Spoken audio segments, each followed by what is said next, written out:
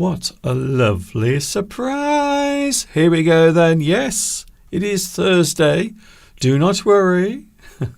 It is still Thursday for those worried that maybe they fell asleep for 3 or 4 days.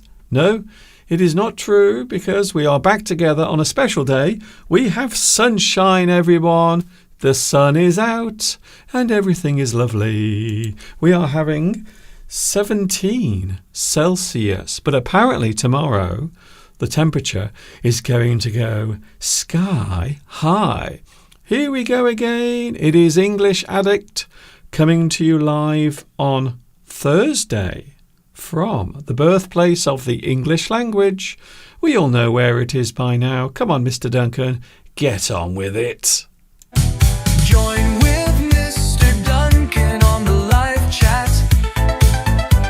Learn together and have fun.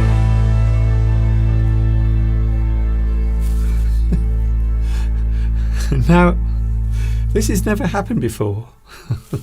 Just before I started my live stream, I had a nosebleed. I've never ever had a nosebleed just before starting my live stream. So excuse me a moment while I just remove this from my nose. Hopefully the blood has stopped flowing. Let's have a look. Oh yeah, that's okay. My nose is no longer bleeding. Dear, what a strange way of starting a live stream. Anyway, hi everybody. This is Mr. Duncan in England. How are you today? Are you okay? I hope so. Are you having a good Thursday? It feels strange because I'm here on Thursday, but I'm not supposed to be. However, today is a very special day. More will be explained in a few moments from now. Also, I will be mentioning something that will be coming up next month in May, a new opportunity for you to get involved and also have a more fun experience here on English Addict. All of that coming up in a few moments from now.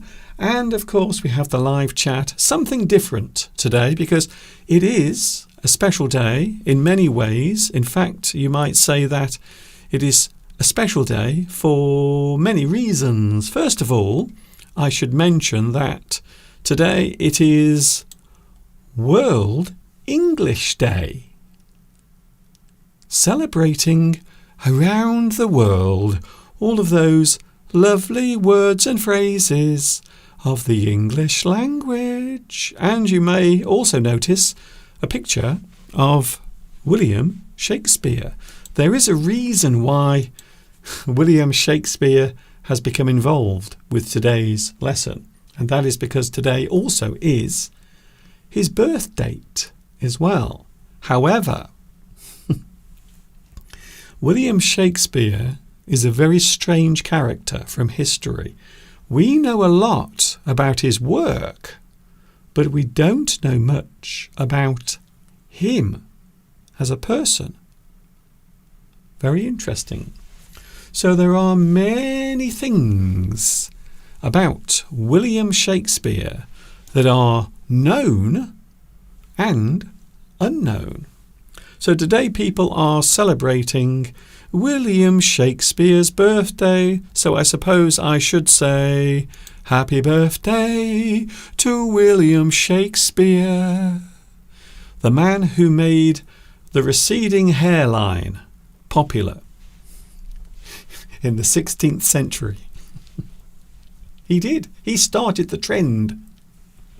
Amongst other things, William Shakespeare also made that type of hairstyle popular. In fact, these days you do see many men still with this type of hairstyle, but not by choice.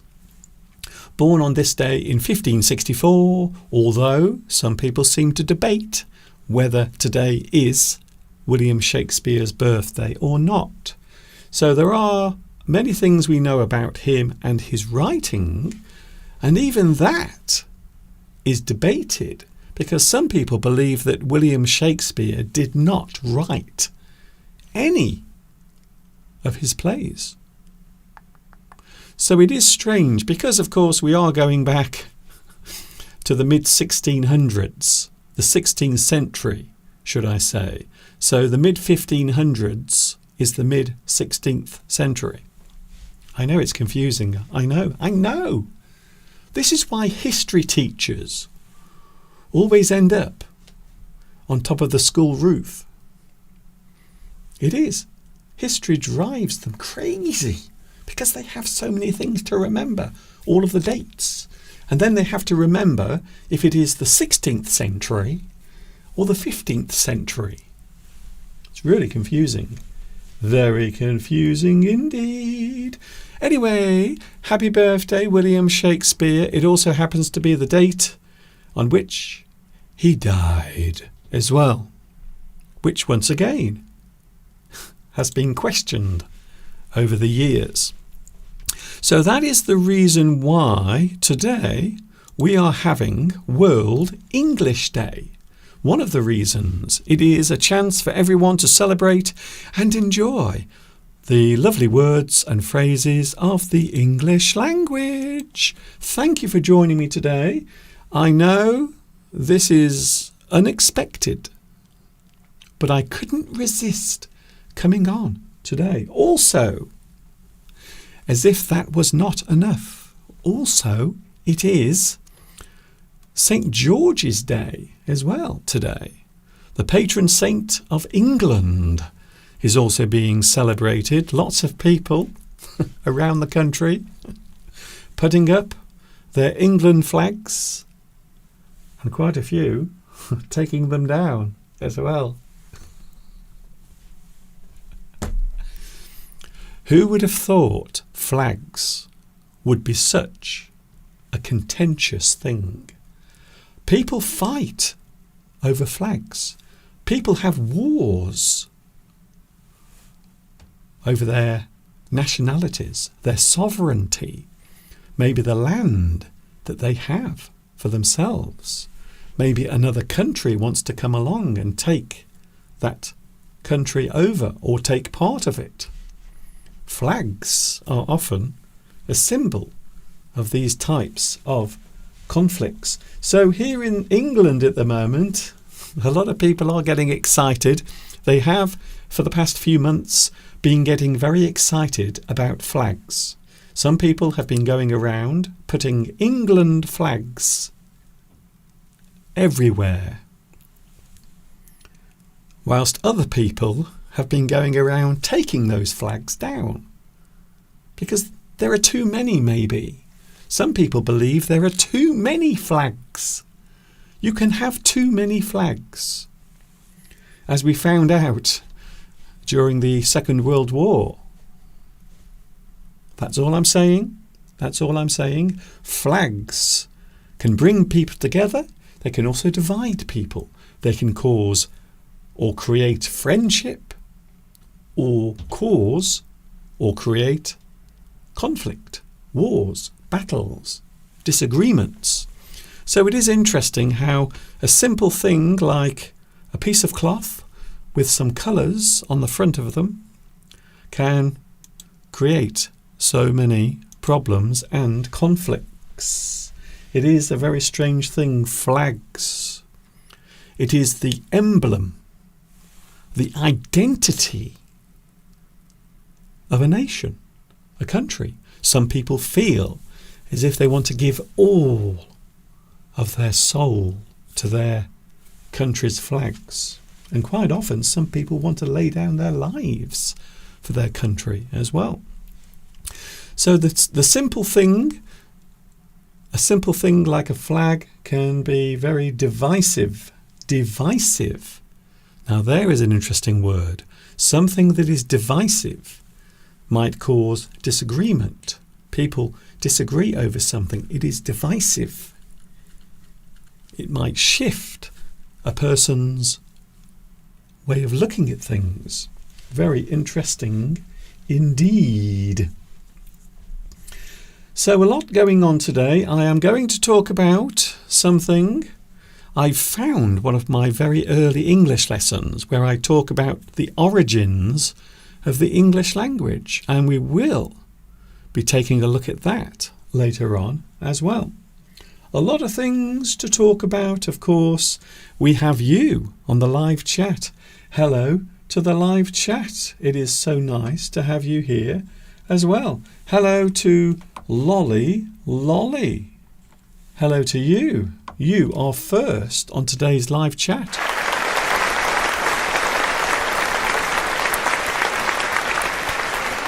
Wow. Lolly. You are first. Also, we have Palmyra. We also have Hanane Hannah.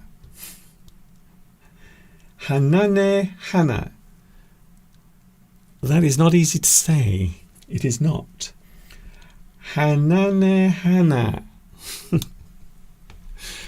Do you realise you have just got me to say something really strange on my live stream? Anyway, hello to you. It is lovely to have you here. You may also notice something different today because we are now streaming in full high definition. On Monday, two nice men came to my house with something very long in their hands. A long piece of cable was laid to my house, and now we have super fast internet connection, which means I can broadcast to you now in very high quality, 1080p. Wow. So everything should be crisp and clear. If you are watching me at the moment on your television, if you have one of those lovely posh screens in your living room, a big one, maybe 50 inches, maybe 60 inches, perhaps 100 inches. Imagine that.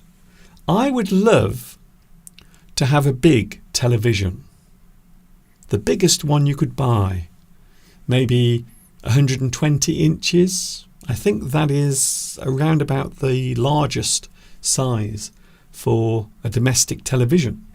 So I would love to have a really big TV. However, there are two things stopping me. First of all, it's very big. The second thing, they are very expensive. So I can't afford one, and to be honest with you, it might not even get in the house. Can I say hello to Mustafa? Mustafa, can I say a big hello to you? Is it okay? May I? Hello, Mustafa. Also, we have Palmyra. It is so nice to see ya, Palmyra. Also, now I'm trying to read some of these names, but unfortunately, I think this is Rajabi. Can I say Rajabi? Is that okay?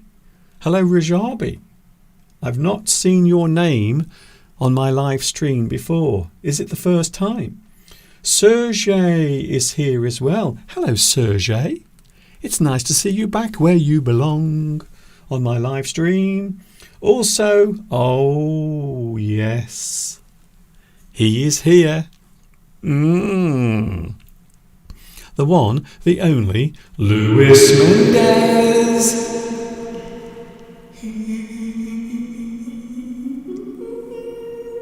Is here today. Hello, Luis. Great to see you here. Thank you for joining me. We also have Blue Sky. Hello, Blue Sky. We have a lot of blue sky here today in England. Beautiful weather. Amazing weather. I suppose I should be outside. The only problem is it is a little bit noisy out there at the moment because some of my neighbours are having some repairs done to their house. And that is the reason why. That is the reason why I'm indoors in my studio. Hello also to Developer Senior. hello to you, Senior Developer. Nice to have you here as well. Hello to Developer Senior, who is in Karachi. I think that's in Pakistan. Hello also Hannibal. It is lovely to see you, Mr. Duncan. Thank you very much. And now you have me in full high definition. Are you enjoying it so far? You can see everything now. You can see all of my little lines and wrinkles. Mr. Duncan, full high definition will reveal everything. You can't hide anything when you go full high definition. Trust me. Hello also to, I don't want to forget anyone because I always get told off every week, Mr. Duncan, you didn't say hello to me. Why not? I think that's everyone for now. If you want to say hello, please say hello. Don't be shy. Give it a try. Or else you will make Mr. Duncan cry. Something new coming in May. You are going to have the chance to become a super fan. Yes. To make your learning journey more pleasurable, more interesting, with lots of extra things as well. Next month, Superfan membership of Mr. Duncan's English Addict. Lessons and live streams coming. So I hope you will look out for that. You will have a chance to have uninterrupted access to everything that I've ever made.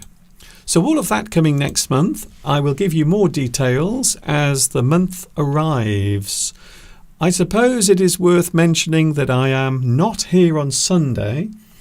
The main reason is because I am away from tomorrow. So I'm going off, having a break, a little rest. I hope you don't mind, because I do this literally all the time. So I am going to have a little break over the weekend, going somewhere nice, hopefully enjoying some of this lovely weather as well. But where am I going? I will keep that a secret. Sometimes you have to keep things to yourself. Sometimes you have to keep your little secrets hidden away for now, because it can spoil the surprise. So all of that coming up as well. So much to talk about today. And also we have those lovely words and phrases of the English language as well. We will be going back in time, looking at one of my very early English lessons. And it is something that I made around about 15 or maybe 16 years ago. And that is something we are looking at a little bit later on. So stay with me. Lots of things to come your way on this very special day. It is World English Day. Everyone is going crazy about the English language.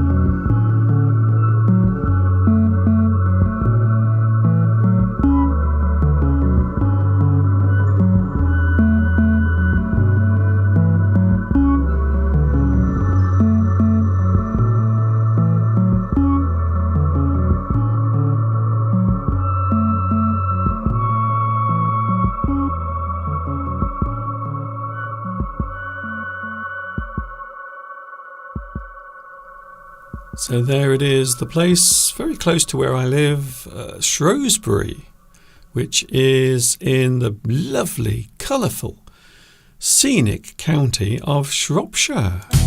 Join with Mr. Duncan on the live chat. Learn together and have fun. I agree. French is a wonderful language. I'm just looking at the live chat. You see, lots of people like to have conversations with each other during my live stream, which is great. I love that. It is not a problem. Welcome everyone. Hello Ravik. Ravik says, what a wonderful sight your video is. Thank you very much. Yes, it is wonderful. A wonderful place as well. Oh, we have Claudia here today. Hello, Claudia. Welcome. You missed a very dramatic moment when my nose started bleeding at the start of today's live stream. I don't know why. There is nothing wrong with me. Don't panic. But sometimes, especially when your nose becomes sensitive, it is possible to have little nosebleeds. So that's what happened earlier. But you will be pleased to hear that my nose is okay now. No more blood is coming out of my nose. I always say your blood should always be in your body, not coming out of it. That is one of my rules for life and staying alive. Staying alive, staying alive. Come on, Mr. Duncan, get on with it. Talk about some English. Okay, then, I will. Here is an interesting phrase that we often use in English when we want to try and come to a decision of some type. Something in your life, you have to make a decision on something. You have to make a choice, maybe something you have to decide on. The phrase, weigh up. You have to weigh up something. So this is often used as a phrase to mean choice, the process of making a choice during that moment where you have to make a decision. We often say that we need to weigh up something, normally when a decision has to be made. Perhaps you have something you need to buy, maybe something expensive. However, you found something that's cheap and something that is expensive. Both of those things do or carry out the same function. However, the price between them is very different. You might need to weigh up the difference between those two things. There might be good things and there might be bad things connected to them. You might need to weigh up the difference or the differences. You weigh up. You are trying to decide which one is better. The cheap one or the expensive one? Which one is better quality? Which one will last the longest? You might need to weigh up the differences between two or more things. You might need to weigh up the consequences. Yes, of course, as we all know, every action has a reaction. With everything we do, there is always something that comes back to us. So the consequence of something, you might need to weigh up the consequences. What will happen if I do that? What will happen if I do that over there instead? What will happen? You might have to weigh up the choices. You might have to weigh up the consequences. What will happen if I do that particular thing? And quite often we will use the phrase weigh up. You will weigh up something. We might have to weigh up the pros and cons. The pros are the good things, the good qualities, the good things that particular object or decision or choice has. However, something can also have cons as well. The cons are the negative things, the pros and the cons. The good things against the bad things. Again, you must weigh up those choices. You must weigh up the good things and the bad things, the negative things and the positive things. And also, finally, to weigh up is to decide or make a choice through evaluation. Now, there is an interesting word. Evaluation means to make a decision based on something and also the things it provides, the things it does, maybe its appearance. If you have more than one choice, you quite often will have to make an evaluation. Is it worth it? Is that thing worth it? The expensive thing that you want to buy, you might have to do an evaluation to decide, is it a good choice? You will weigh up that decision. So sometimes we have to weigh up things in life when there is a big decision to be made. Weigh up. I think it's something we do in our daily lives. Even if you are just waking up in the morning, you might have to weigh up what to wear. Is it cold outside? Is it warm outside? Will I need a coat later? Should I take my umbrella? You have to weigh up all of the choices. Even first thing in the morning, there is some sort of choice or decision that must be made. Lewis, you have to contrast the good and bad decisions. Yes, when you weigh up something, you are deciding. We are using it figuratively when we are making a choice. Can I say hello to Claudia? Now, there is a story that I want to tell you very quickly about Claudia, because today Claudia is not cooking in the pot. Claudia is going out. She is having pizza today. And I have to say, I'm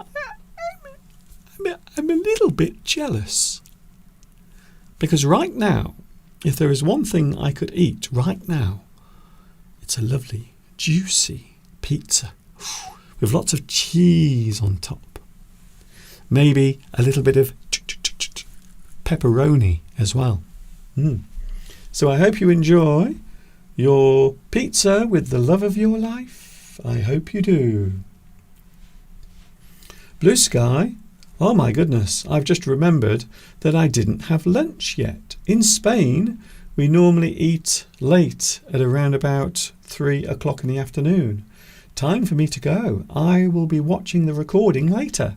Thank you, Blue Sky. Yes, you can. You can watch this as many times as you want. Absolutely no problem. Thank you very much. We are going to take a little break because today is World English Day.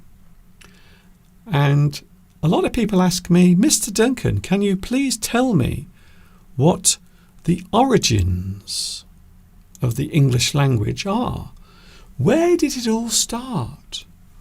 Why are so many people speaking English around the world? Why is English an international language? And most of all, where does English come from?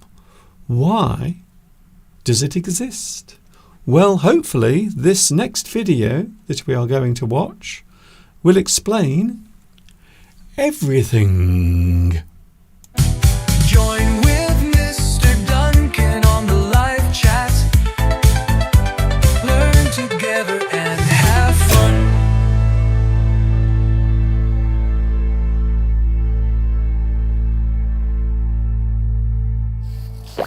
Hi everybody, this is Mr. Duncan in England. How are you today? Are you okay? I hope so. Are you happy?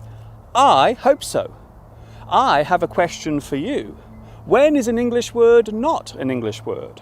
When it's a foreign word used both inside and outside the language. In today's lesson, we are going to look at those words that may sound foreign to non-English speakers, but are commonly used by many native speakers every day, in some cases without them even realizing it. Confused?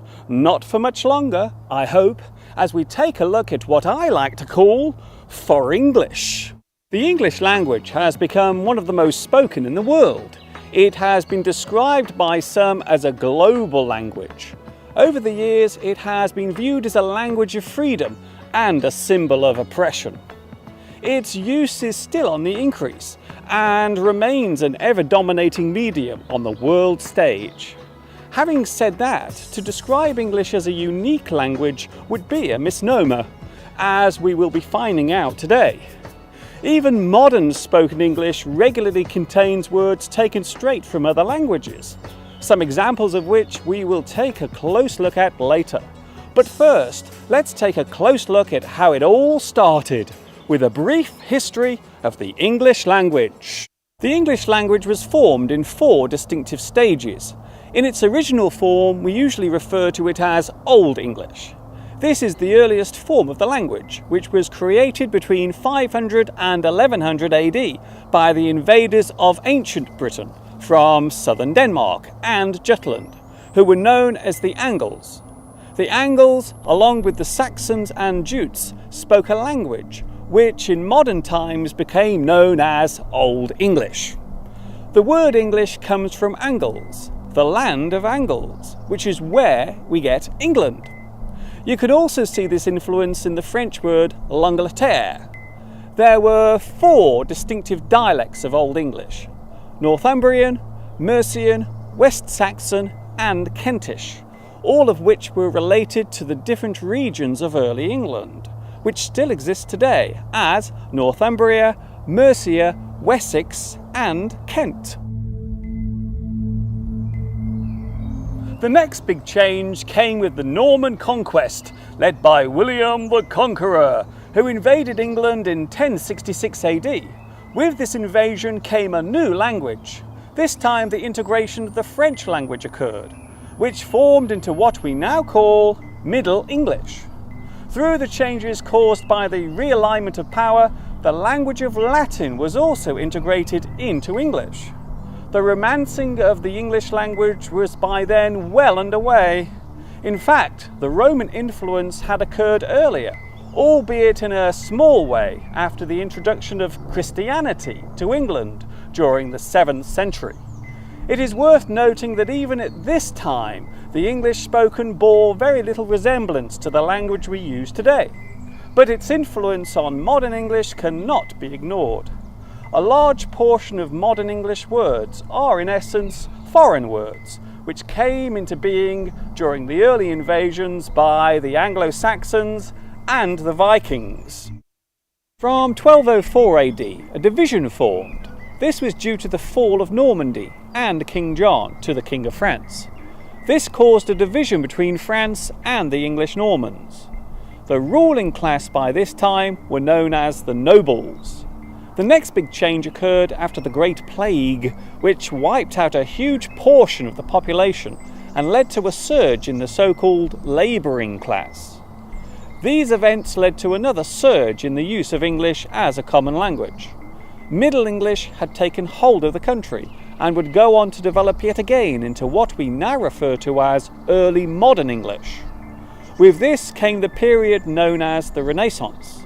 It signalled the birth of modern literature, philosophy and science, which would go on to shape not only this country but also many parts of the world.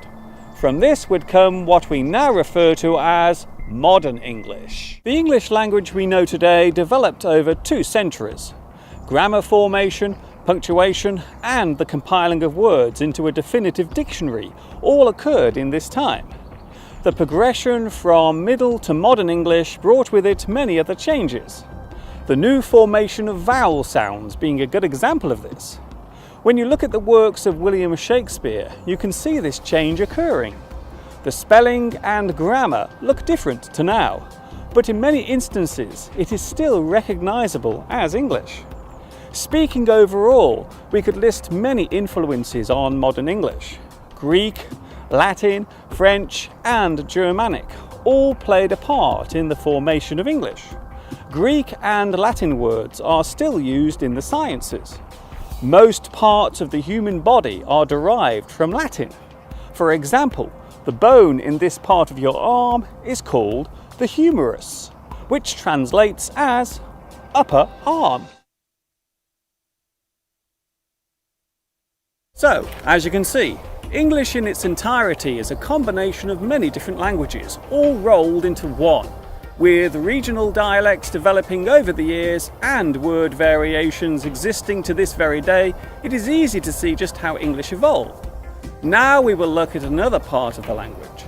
This area concerns the foreign words that were literally taken from other languages but were not changed in any way. They have been assimilated or absorbed into English without being altered or changed. Let's take a look at some of these words and their definitions now. Foreign words used directly in modern English. A cappella, to sing without instrumental accompaniment. You sing without backing music. À deux, a thing for or involving two people. Ad hoc, a thing built for a particular purpose. Ad nauseam, something done excessively that causes annoyance or discomfort.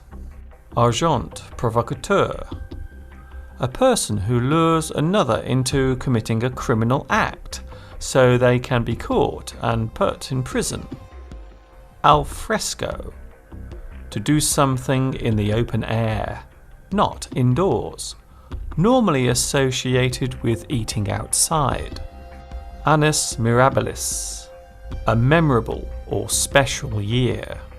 Annus horribilis, a terrible or disastrous year. Au fait, to have good or detailed knowledge of something, you are familiar with a task or object. Au naturel, something done in the most simple or natural way. Beau monde, a fashionable or chic society.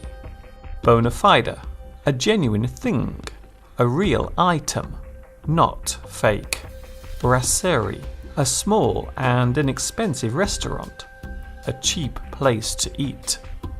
Carte blanche, to have freedom to act as you please, to have total freedom. Cause célèbre, a controversial issue or situation that causes public attention. Compos mentis, to have full control of your own mind. You are sane, you are not mad. Coup, a sudden occurrence, without warning. Coup d'état, a sudden violent overthrowing of a government, a sudden seizure of power within a country. De facto, in fact, whether by right or not. Déjà vu, the feeling of having done something before, the feeling that time is repeating itself. Dolce vita, a life of pleasure, a carefree life.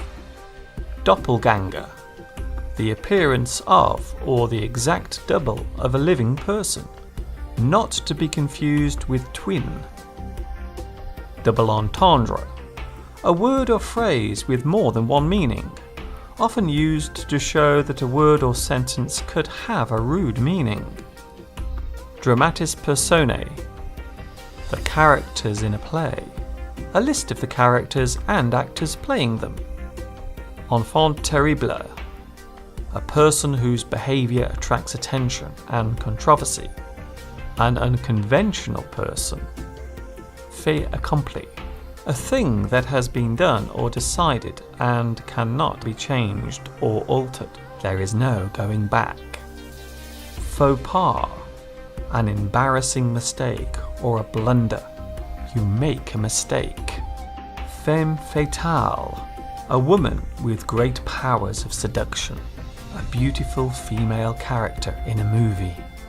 Haute cuisine, high quality cooking, high class food that is normally expensive.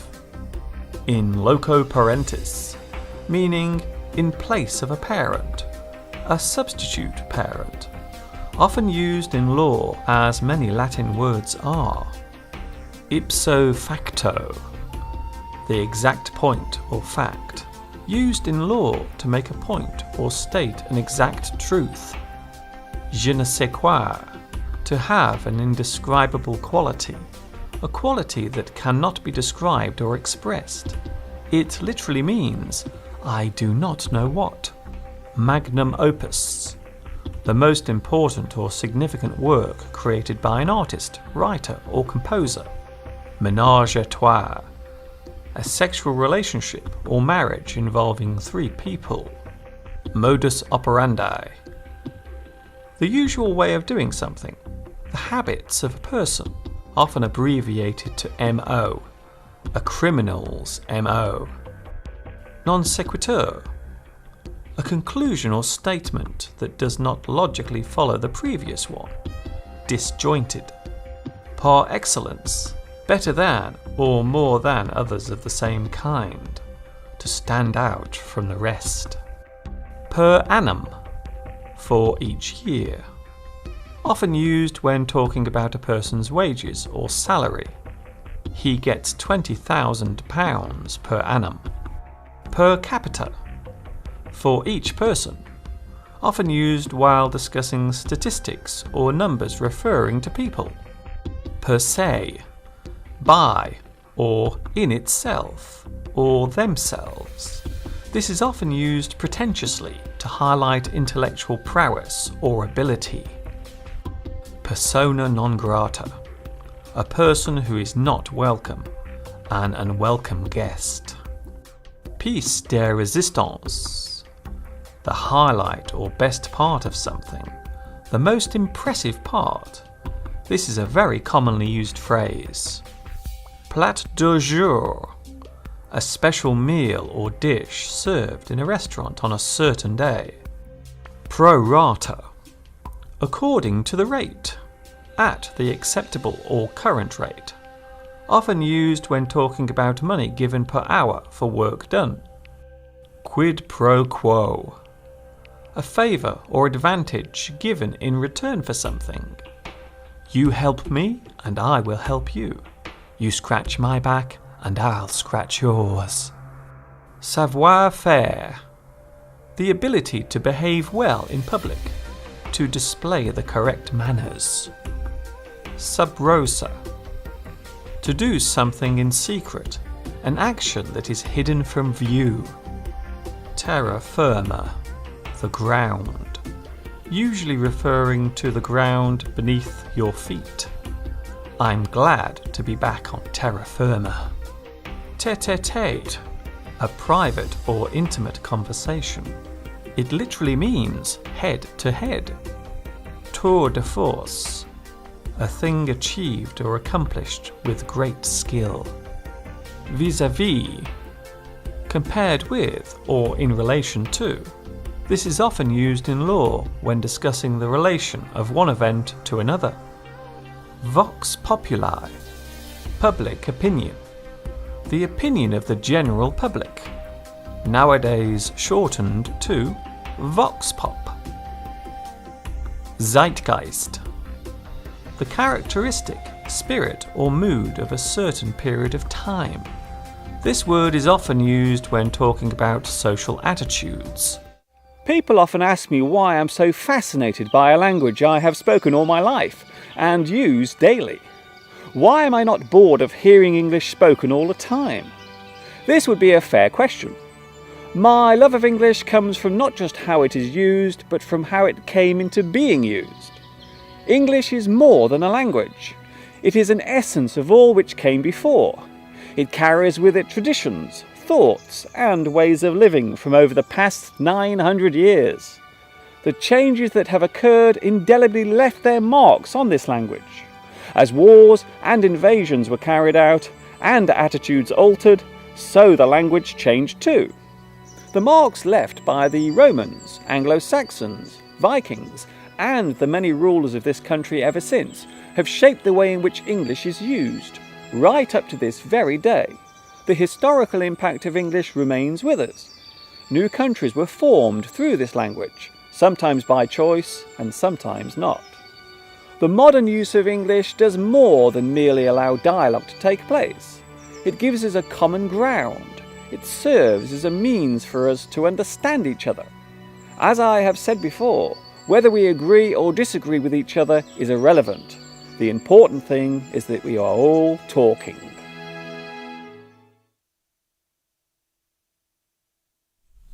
And now you know the history of the English language. 15 minutes worth of information right there for you. Join with Mr. Duncan on the live chat. Learn together and have fun. So now you know. As you saw in that video, English is not just one thing. It is many things that were taken, or some people might say stolen, and put together to form English over nearly 1,000 years. English, from its very early days to now, around about 1,000 years. A very long time indeed. I hope that was useful, because today is a special day. It is World English Day. It is a day when lots of people decide to talk about and discuss and hopefully understand more clearly those lovely words and phrases of the English language. This is English Addict with you for a few more moments. Something different today, because it is Thursday, you may have noticed. It's not Sunday. And whilst we're talking about that, I will mention now there is no live stream on Sunday because I'm going away. I'm having a break. Is it okay? May I please have a break? Because I need one, to be honest with you. Also today, as I mentioned earlier, it is the birthday of William Shakespeare. Now, when we think of Shakespeare, we often think of all sorts of things. We often think of phrases, words. A lot of people say that William Shakespeare helped to shape and create what we often refer to as Middle English. And that is probably the reason why most people are fascinated by William Shakespeare, because he did bring forth many phrases. However, he didn't always create these phrases or words. Quite often he would take them from speech that he himself overheard and bring them forth again to a wider audience. And as you know, these days, something that is published can have a deep impact, a big effect. So that is the reason why William Shakespeare is often remembered, because his writing, the way he used English, was interesting. And it did, in many ways, encourage people to become more interested and try to learn how to speak English, and for some, write English as well. It is worth noting that 200, 300 years ago, many people were still illiterate. They still had no way of speaking, or maybe their vocabulary was very basic, quite basic, simple words. And it would be fair to say that many people could definitely not write. I will show you now some of the phrases that William Shakespeare is often credited with. If you are credited with something, it means you are the person who started it, designed that thing. You created that thing. You are often named as the person who did it. You are credited. So we have some interesting phrases. I will show them slowly on the screen as we go forward. So here we go. Hopefully this will work. Let us see what happens right now. Oh, there it goes. So now as the screen is filled up with all of those lovely expressions created by William Shakespeare, you can see many of them. Knock, knock. Who's there? Heart of gold. Set your teeth on edge. Something that makes your teeth feel sensitive or painful. We can say something will put your teeth on edge. You can be in a pickle. If you are in a pickle, it means you are in a difficult situation. Something that can be described as faint-hearted. We often describe a person as faint-hearted if they are sensitive to something. Maybe they are delicate. Maybe they are easily upset. A person can be described as faint-hearted. A person who you are glad to see the back of. You want them to leave you. And after they go away, you say, good riddance. Good riddance. I am glad that person has gone. You might say that in a moment when I go. You might say, good riddance. Mr. Duncan has gone. Thank goodness. We can say, fight fire with fire. You are using something against the same thing. You are fighting fire with fire. It is an expression we often use when we are returning something in the same way, quite often, in a battle or a fight. You might wear your heart on your sleeve. To wear your heart on your sleeve means to openly show your feelings. You wear your heart on your sleeve. You are showing yourself, your character, your fears, your desires. You leave nothing hidden away. You wear your heart on your sleeve. A great expression. So as you can see, there are many. I will put some more of these on the screen so you can see them, but I will be going in a moment. A person who has not slept well. We can say that you have not slept one wink.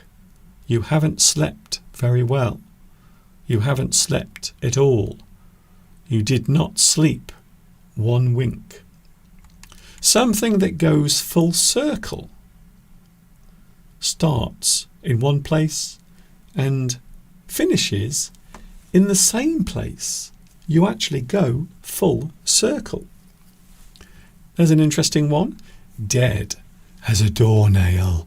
If something is as dead as a doornail, it is completely dead. It cannot be revived. It is gone. It is as dead as a doornail. And there are many others as well. Many, many others as well. I will leave those on the screen for a moment and you can study them to your heart's content. I'm not sure if that particular phrase was created by Shakespeare, but if you do something by your heart's content, it means you do it at your leisure. You do it comfortably, without any fear or worry. You do it to your heart's content. To vanish into thin air is what I'm going to do in a minute. In a few moments from now, I will vanish into thin air. So as you can see, there are many phrases that we use in the English language that can be attributed to this guy over here, William Shakespeare. Thank you very much, William Shakespeare, for creating and publicising so many words and phrases. So that is it for today. I hope you've enjoyed today's live stream on this glorious day. It is now 18 Celsius outside. We are having the most incredible weather. Thank you, William Shakespeare. Whenever you were born, many of the aspects of your life are still a mystery. Oh, he's gone. He has vanished into thin air. And soon I will do the same thing. Thank you very much for your company today. I hope you've enjoyed today's live stream. I will not be with you on Sunday. I will mention it again. No live stream on Sunday, but I will be back with you on the 3rd of May. Sunday, the 3rd of May, is my next English Addict live stream, and I will be back with you as well. Thank you very much for your company. I hope you've enjoyed today's live stream. If you want to leave a comment under this video, perhaps you are watching this again. There will be lovely captions later as well. So I hope you will enjoy this lesson. We have talked about a lot of things today. You can also find me on TikTok, Instagram, and Facebook as well. I am in all of those places as well. Thank you very much for your company. I am going away for a short holiday, and I will see you soon. Enjoy the rest of your Thursday. Enjoy the rest of World English Day. And if you are waving one of your little flags, I hope you enjoy that as well. Until the next time we meet, thank you very much. See you soon. And of course, until the next time we meet here, you know what's coming next. Yes, you do. Take care. Keep that smile upon your face as you walk amongst the human race. And I hope you've enjoyed this very clear, very high quality live stream. And of course, until the next time we meet, you know what's coming next. I'm going on my holiday. See you later. And of course, ta-ta for now. Join with Mr. Duncan on the live chat. Learn together and have fun.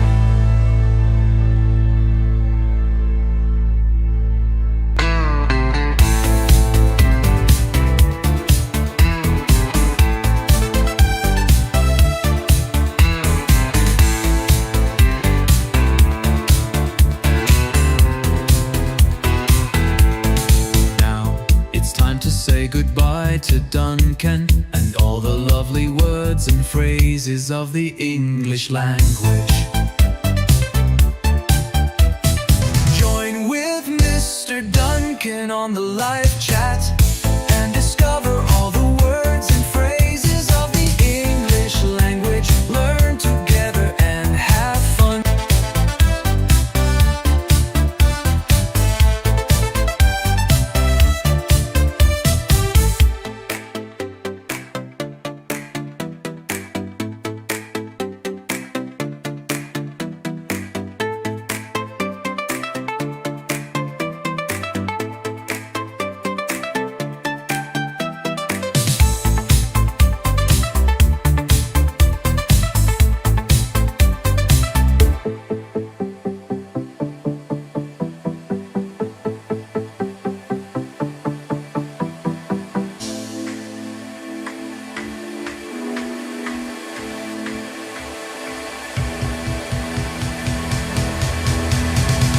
Join with Mr. Duncan on the live chat